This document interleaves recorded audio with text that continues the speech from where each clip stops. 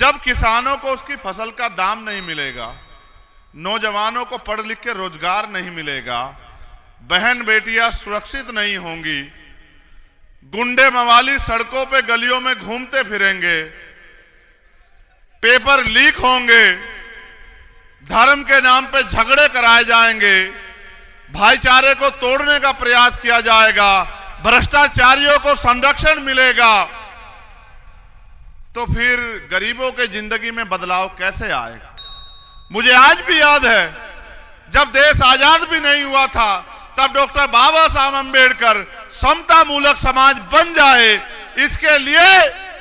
दिन रात मेहनत कर रहे थे। 22-22 घंटे जाग के उन्होंने भारत के संविधान को लिखने का काम किया। वो संविधान जो सबको बराबरी का अधिकार देता है, स्वाभिमान सम्मान का जीवन देता है, सबको सुरक्षित रखता है, और वो संविधान जिसकी वजह से आज एक प्राइमरी स्कूल के हेडमास्टर का बेटा इस मंच पर बोल रहा है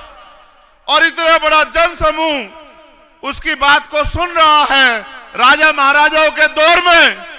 राजा महाराजा राज करते थे, प्रजा को जो राजा ने कह दिया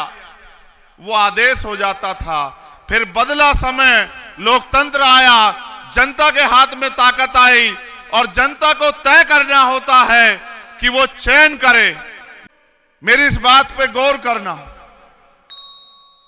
1 रुपए का सामान लेने के लिए जाओगे 4 बार पलट के देखोगे,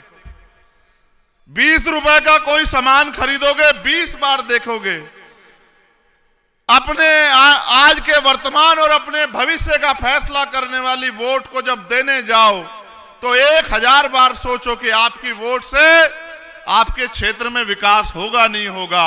आपको स्वाभिमान सम्मान का जीवन मिलेगा नहीं मिलेगा, भ्रष्टाचार महंगाई से आपको निजात मिलेगी नहीं मिलेगी, आपकी तरक्की होगी नहीं होगी, आपके बच्चों को रोजगार मिलेगा नहीं मिलेगा, अच्छी शिक्षा मिलेगी नहीं मिलेगी, अच्छा इलाज मिलेगा नहीं मिलेगा। और आज जो दफ्तरों में इतनी लंबी लंबी लाइन लगानी पड़ती है, जिस जनता के जो जनता टैक्स देती है उसको लाइन लगानी पड़ती है, वीआईपी के लिए सब खुला हुआ है। हर जुल्म जाति अन्याय अत्याचार पे मुखर होकर लड़ता हूं किसी जाति धर्म के खिलाफ, और कहीं हो देश में कभी ये नहीं देखता सामने कौन है, चाहे किसानों के हित की लड़ाई हो,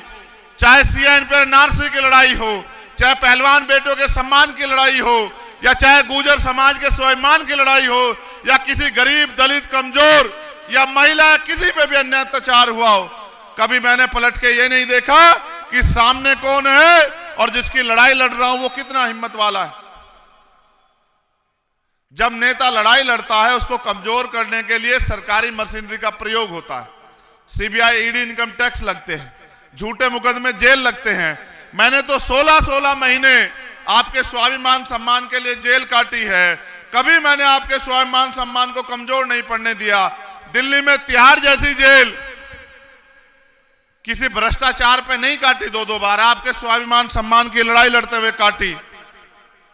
इस उम्मीद से काटी कि जब मुझे अवसर मिलेगा आपकी सेवा करने का और आप मुझे आशीर्वाद देंगे तो फिर जो आज तक नहीं हुआ वो करके हम लोग दिखाएंगे। मैंने सड़कों की आपकी सारी लड़ाई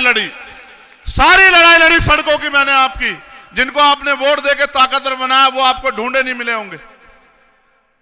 ये लोकतंत्र है, आप लाखों की संख्या में भी इकट्ठे हो जाओ, एक कानून नहीं बना सकते, लेकिन अगर वोट की ताकत से आप अपने नेता को ताकतवर कर दो तो जो कानून बने उनको लागू भी करा सकते हो और नए कानून भी बना सकते हो।